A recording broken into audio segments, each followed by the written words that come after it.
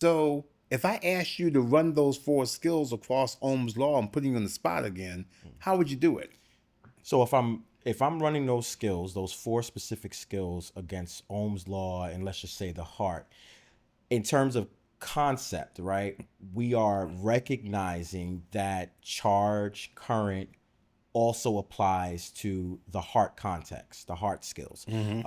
So the concepts of charge movement and resistance and how that relates to the cellular membrane and voltage of our heartbeat. I love it. That's Yeah. skill one. Skill Skill two. one, problem solving. I got my little notes to help me. That's Problem right. Good. solving. So is recognizing how it applies to the cardiac membrane, potential things that we talked about before, like refractory period, depolarization, repolarization, how all of those concepts interconnect.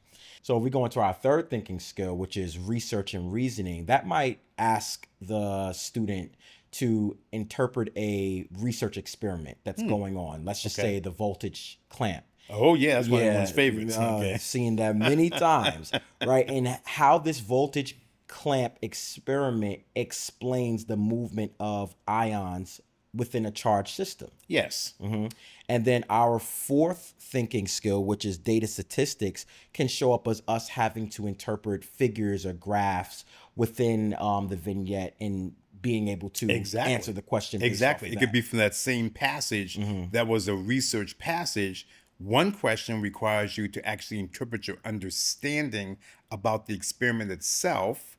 In your exemplar, well, what's happening with ions movement through a channel with a voltage clamp experiment. Right. And then in that same passage, they may give you a chart, which are the data outcomes.